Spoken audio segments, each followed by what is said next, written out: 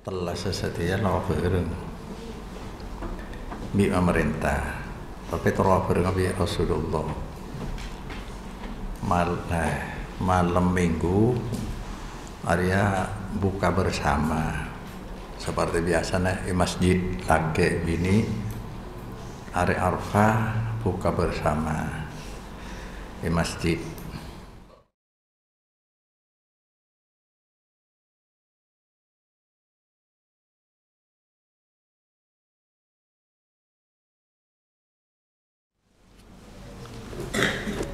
Kita sekarang di tengah-tengah banyaknya polemik khilaf, disibukkan dengan khilaf-khilaf tentang puasa Arafah.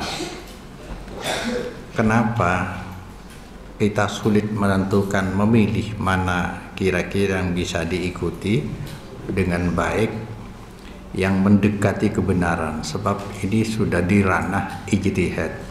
Lapangan ijtihad membuka ruang kepada kita untuk berbeda, dan kita tidak perlu ngotot yang paling benar pendapat saya, tidak boleh ya, karena kita telah kehilangan sistem pendidikan agama model manhaj salaf yang pernah disampaikan bahwa di lembaga pendidikan baik madrasah maupun pesantren kita memang harus menyadari, segera membenahi diri, mengikuti sistem pendidikan agama di zaman Rasulullah Sallallahu Alaihi Wasallam.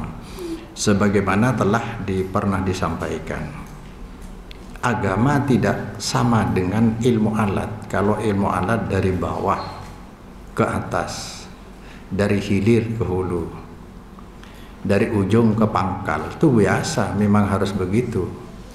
Tetapi agama tidak boleh, karena agama bukan ciptaan manusia, tetapi murni datang dari Allah Subhanahu wa Ta'ala. Maka dalam sistem pendidikan agama seharusnya Allahnya dikenalkan lebih dulu kepada anak didik yang masih kosong hatinya. Bisa diperhatikan ketika di zaman Nabi, an Abi Imran al-Juwaini an Jundab bin Abdillah qala kunna ma'an nabi. Sahabat Jundab bin Abdillah mengatakan kunna ma'an nabi wa nahnu fityanun hazzawira. Kami beserta Nabi di zaman dulu dengan sahabat yang disebut dengan generasi Qur'ani. Wa nahnu haletining kami fityanun panika para pemuda hazzawirah yang sedang giat-giatnya, semangat-semangatnya ya, sedang kuat-kuatnya. Fata'allamnal imana qabla an nata'allamul Qur'an. Kami mempelajari di zaman dulu iman sebelum mempelajari ilmu Al-Qur'an ya. Jadi rukun iman lebih dulu, dimantapkan dulu siapa Allah. Baik iman secara rububiyah, la rabba illallah yang kemarin disampaikan, maupun iman secara uluhiyah, yang disembah itu siapa. Jadi sebenarnya tauhid ini sangat simpel sekali, yaitu istiqomah menegakkan keesaan Allah, mulai dari iman rububiyah la rabba illallah sampai ke iman uluhiyah la ilaha illallah. Artinya kalau sudah bertuhan kepada Allah, maka harus beribadah hanya kepada Allah. Kalau ini sudah bisa diterima, summa ta'allamnal Qur'an fasdatna bihi imana. Kemudian kata sahabat, setelah kami mantap imannya, sudah mengenal rukun iman yang 6 ya, iman kepada Allah, iman kepada malaikat. Kan hubungan kita ke Allah lewat malaikat. Malaikat membawa kitab suci, dibawa ke Rasul. Rasul ya dari kalangan kita manusia, untuk menyampaikan dunia ini akan berakhir, dan semua manusia diuji dalam kebebasan memilih. Tetapi di sana ada takdir Allah yang membatasi kebebasan manusia, takdir. Jadi iman ke Allah, malaikat, kitab suci, rasul, kiamat, dan takdir. Itu dikenalkan dulu. Setelah mempelajari Al-Quran, maka mantap, tidak sulit menerima. Coba sekarang kalau kita terapkan dalam masalah sekarang yang jadi polemik, ikhtilaf. Puasa Arafah ini apa ikut pemerintah di sini, apa ikut pemerintah Saudi, kan masih sulit. Coba kita kembali ke manhaj salaf. Manhaj salaf, standar agama adalah wahyu Allah. Karena yang kita buru, yang kita cari adalah kebenaran menurut Allah. Tidak ada tawar-menawar. Kalau kebenaran menurut Allah harus dasarnya, standarnya adalah wahyunya. Ya. Standar agama dari Allah adalah wahyu. Praktek dari agama dia adalah nyontoh Rasul atau nyontoh utusan Allah dari dulu sampai kiamat seperti itu, dari Nabi yang pertama. Standar agama wahyu Allah, katalog agama atau praktek agama, contoh agama utusan Allah yang diutus kepada kita. Kalau itu kita pegang, lalu ditambah lagi dengan taraktu fikum amroini kan, lan tadillu ma tamassaktum bihima kitaballah wa sunnata rasul. Tidak ada yang perlu kita sampai ngotot-ngotot. Aku tinggalkan 2 pusaka, kata Rasul. Aku tinggalkan 2 pedoman atas kalian. Kalian tidak akan lan tadillu, tidak akan tersesat selama patokannya 2 itu, yaitu Al-Quran dan hadis. Jadi Al-Quran wahyu dari Allah, hadis pun wahyu dari Allah. Posisinya Al-Quran pokok-pokok ajaran dari Allah, lalu dijelaskan oleh Rasulullah dengan sunnah atau hadis, dengan 3 unsur, baik dari perkataan, perbuatan, dan persetujuan. Ya. Apa ikut pemerintah yang di sini atau kita ikut puasa? Lafadznya dia. Su'ila Rasulullah an saumi yaumi arafata. Rasulullah ditanya tentang fadilah, tentang puasa hari Arafah. Itu kata-kata itu. Saumi yaumi arafah. Puasa hari Arafah. Kan menyangkut 2 hari, tempat dan waktu. Arafah tidak terjadi kalau tidak ada waktu. Saumi yaumi, hari. Nah, hari di sini dengan di Arafah, kita tahu bahwa penentuan Arafah, penentuan wukuf di Arafah adalah hak otoritas penuh dari pemerintah Saudi Arabia. Kalau puasa hari Arafah, jelaskan ketika orang wukuf di Arafah, maka Rasulullah melarang berpuasa di Arafah. Tetapi yang disunnahkan bagi orang yang tidak sedang wukuf. Jadi adanya wukuf itu yang mengharuskan kita yang tidak wukuf berpuasa. Yang kedua, kalau tadi dikatakan praktik agama adalah utusan Allah, Rasulullah, coba cari kita riwayatnya Rasulullah. Bagaimana cara Rasulullah berpuasa Arafah? Pasti tidak pernah meleset daripada ketika wukuf di Arafah. Rasulullah tidak haji, maka berpuasa sahabat di Madinah. Mungkin kurang lebih 10 tahun ya, paling minimal 10 tahun Rasulullah di Madinah puasa aja, puasa, mengeterapkan puasa Arafah. Tidak sulit kan? Polanya saumu yaumi Arafah, hak otoritas pemerintah Mekah. Kalau sumu li ru'yatihi itu untuk fitrah karena tanggal 1. Tapi tetap helap ya, tetap helap. Kita tidak perlu kecil hati pilihan kita karena sudah pasti pilihan ijtihad tidak selalu benar. Ada pilihan ijtihad itu benar, ada pilihan ijtihad salah. Tetapi diingat bahwa kesalahan ijtihad atau kesalahan seorang mujtahid selalu diampuni dosanya. Kalau benar ijtihadnya dapat 2, kalau salah dapat 1. Iya, kena pilihan. Namun kita tidak perlu ngotot merasa yang paling benar. Iya. Jadi kita benahi dulu. Jangan belajar agama dari pendapat. Sangat sulit. Seperti sekarang sulit, bukan main. Coba lihat di YouTube. Pendapat macam-macam, matlaknya beda, macam-macam. Wong arfa itu hanya 1 kok. Hanya 1 sedunia. Bahkan ibadah haji itu intinya arfah. Al-hajju arafat. Haji itu intinya arfah. Pokok dan penentu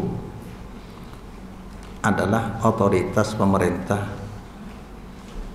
Saudi Arabia. Kita tinggal ikut deh. Dan selisihnya di sini dengan Mekah hanya 4 jam. Jadi wukufnya di tengah hari, di sini sudah jam 4 sore mungkin. Masih dalam 1 hari. Dan kita sekarang alhamdulillah adanya globalisasi internet ini mempermudah kita untuk mengetahui. Ya.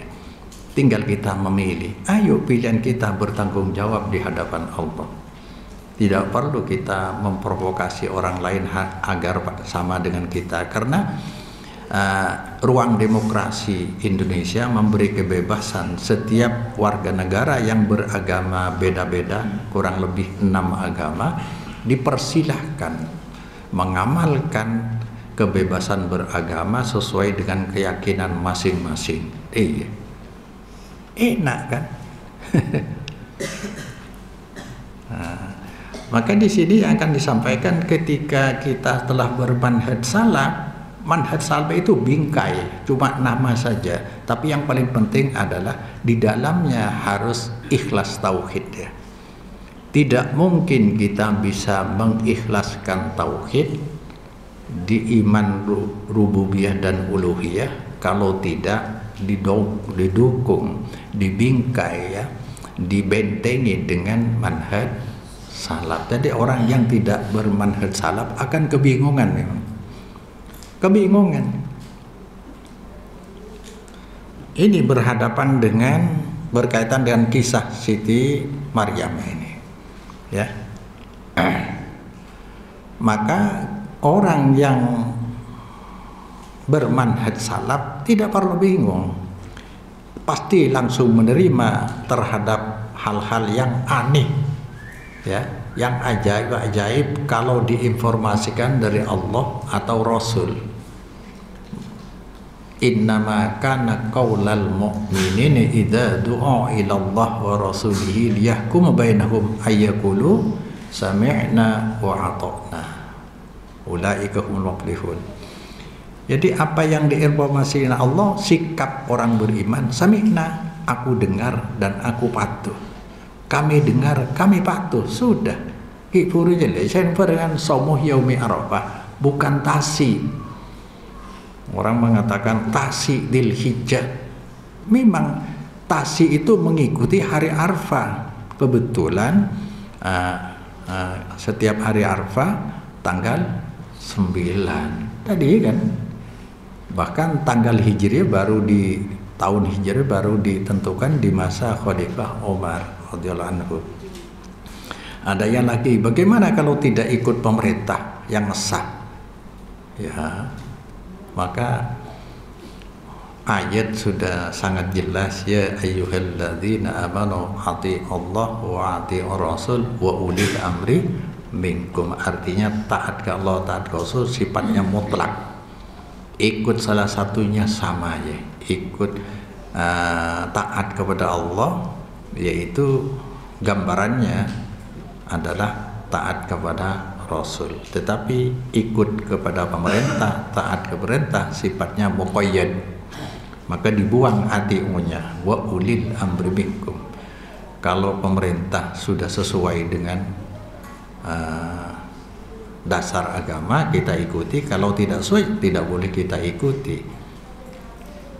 Saya terus terang, saya tidak bisa dipisahkan dari Rasulullah ketika mengamalkan satu amalan. Sepanjang yang saya ketahui, maka saya tidak mau dipisahkan dari Rasulullah.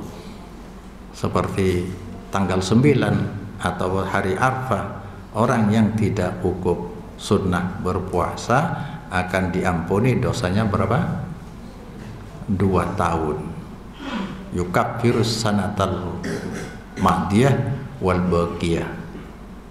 Dosa tahun yang lalu dan dosa tahun ke depannya sudah diampuni, tapi dosa kecil maksudnya yang tidak perlu ditobati.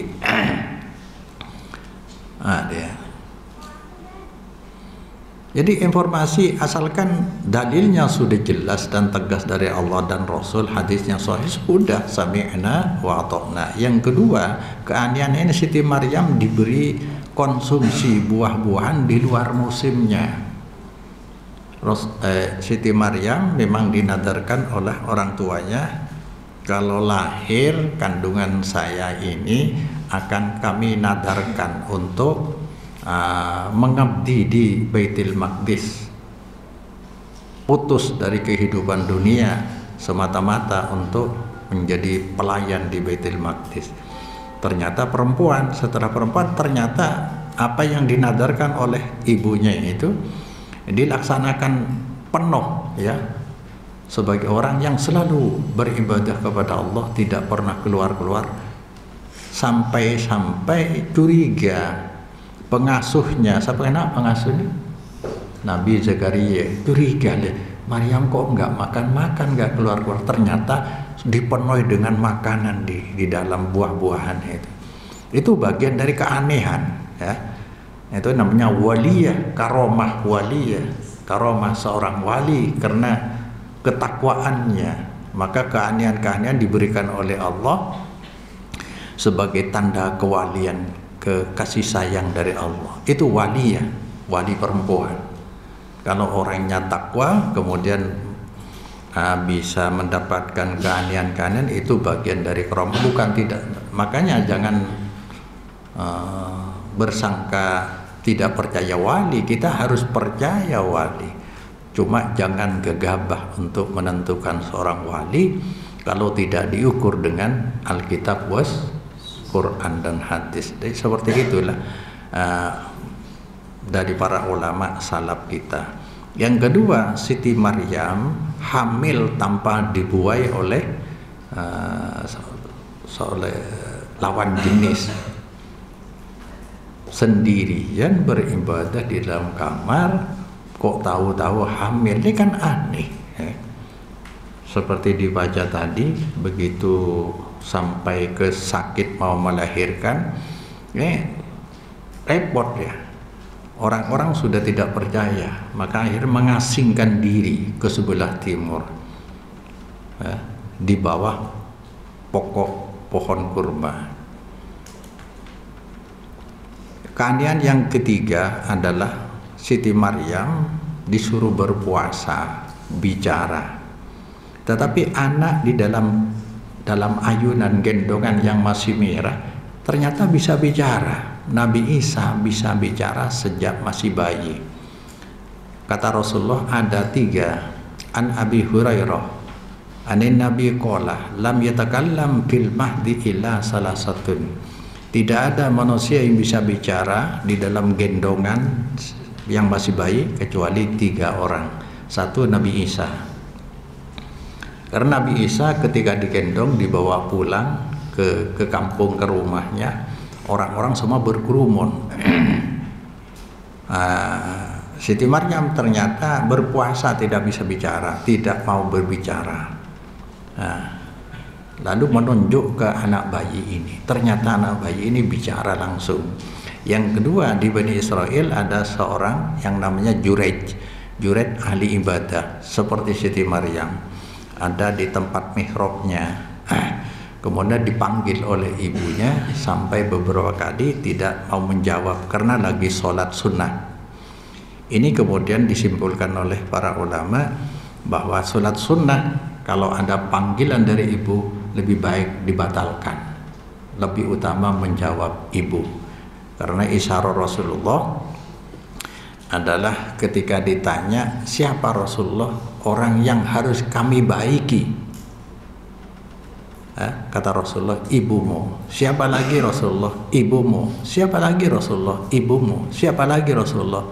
Ayahmu. Jadi 1 lawan 3, 3 lawan 1.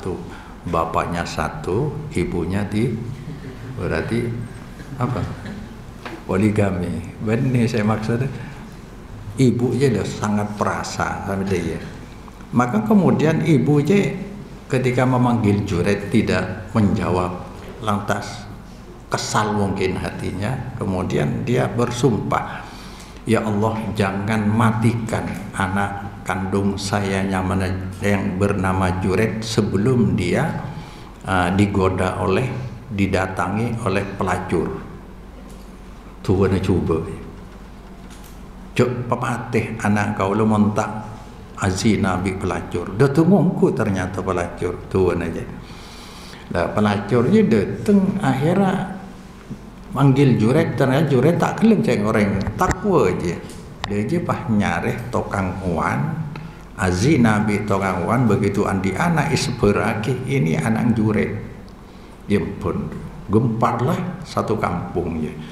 Kemudian rumah tempat Juret beribadah dirusak oleh orang kampung semua, ya, rusak, hancur semua. Kemudian Juret istighosah kepada Allah, munajat kepada Allah, berwudu dan sholat 2 rakaat, lantas menunjukkan kalau memang siapa orang tua anak ini ditunjuk ini. Coba jawab anak-anak yang masih merah tadi digendong oleh seorang pelacur. Siapa bapak kamu? Ternyata menjawab si tukang wan. Mungkin namanya siapa deh, si A nih. Aja sebisa bicara. Yang ketiga, di zaman semua di Bani Israel ada seorang anak yang sedang menyusu kepada ibunya. Lantas ada orang lewat menunggang kuda, orangnya gagah ganteng. Kata ibunya, Allah maj'al ibni hada mislahu. Ya Allah, jadikan anak saya seperti orang nunggang kuda yang gagah itu. Anak itu langsung bicara, meninggalkan apanya mana? Pas sambil ngocak, Allah la taj'alni mislahu. Ya Allah, jangan jadikan aku seperti orang itu. Kemudian jalan lagi, ketemu budak yang sedang diadab oleh majikannya, dipukul-pukuli. Ini wanita, perempuan yang sedang dihajar oleh majikannya. Kata ibu tadi yang punya anak sedang menyusu, Allah bija'al la taj'al ibni mislah. Jangan jadikan anak saya ini seperti perempuan budak itu. Dijawab oleh anak tadi, sedang menyusu langsung memuntahkan susunya, lantas berdoa, Allahumma ja'alni mislaha. Ya Allah, jadikan kami seperti budak yang sedang dipukul oleh majikannya. Kan aneh. Ternyata si budak tadi si orang yang sedang menaiki kuda yang gagah itu orang sombong. Budak yang kedua yang sedang disiksa oleh majikan ternyata hanya tertuduh saja, tapi dia tidak salah, muslimah, orang-orang baik. Ya. Lah, anak-anak dua anak yang aneh bisa bicara masih di dalam kondisi bayi inilah, kata Rasulullah, diwajibkan dari muttafaq alaih Bukhari Muslim hadis ini. Jadi di kalangan Bani Israel ketiga-tiganya, Nabi Isa saksi dari Juret, Kemudian anak yang sedang menyusu bisa bicara. Semua itu kalau berita datang dari hadis yang sahih, langsung sami'na wa ata'na. Karena iman telah mantap lebih dulu. Beda dengan orang yang sudah salah sistem pendidikannya, yang masuk adalah pendapat-pendapat. Coba lihat sendiri bagaimana pendapat orang tentang puasa Arafah ya. Subhanallah, macam-macam ya, semuanya. Dan Islam sebenarnya sangat simpel dan sederhana, tidak perlu jelimet ya untuk memahami Islam. Maka sebagian orang menolak hadis jangan diartikan langsung. Bahkan sampai ada yang begini, orang-orang yang mengajak kembali ke Quran hadis, saya tantang, coba dia bisa mengamalkan ajaran agama tanpa ulama. Itu padahal kita setelah tahu begitu sangat detail Rasulullah menerangkan tentang sholat, wudhu di dalam hadisnya itu. Kalau hadis atau ayat ternyata tidak bisa kita mengartikan, tidak bisa memahami, baru kita mencari keterangan pada ulama. Karena tadi hadis lan tadillu ma tamassaktum bihima sebenarnya mengajak kita agar berpedoman langsung kepada Quran hadis. Sebab banyak kita tahu seperti Rasulullah di dalam hadis kan, la tadad timsalan illa tomasta wala qabron musyiban illa sawaita. Banyak diartikan di kitab-kitab itu. Kuburan kalau ditinggikan hanya sejengkal ini tidak apa-apa. Padahal Nabi mengatakan wala qabron musyiban illa sawaita. Ali, ketika kamu jangan kau tinggalkan ada kuburan yang tinggi kecuali kau ratakan. Apa ratakan? Kan tidak lebih dari tanah, diratakan. Sama ketika Rasulullah ayyasasal qabr wa yub'ada alaihi wa yubna alaihi. Rasulullah melarang kuburan itu ditembok, diduduki di atasnya, lalu dipasang bangunan. Apa kata ulama keterangan di kitab-kitab? Kuburan ini ada dua. Ada kuburan musabbalah, makbarah musabbalah, yaitu kuburan yang wakaf. Itu haram kalau dibangun. Tapi kalau tanahnya sendiri tidak apa-apa, boleh. Sebab tidak melanggar. Ada yang pendapat lagi, iya kalau orang biasa. Kalau ulama harus dibangun agar kelihatan bedanya dengan yang lain. Ini kalau kita langsung mengambil pendapat berarti kita meninggalkan rekomendasi dari Allah.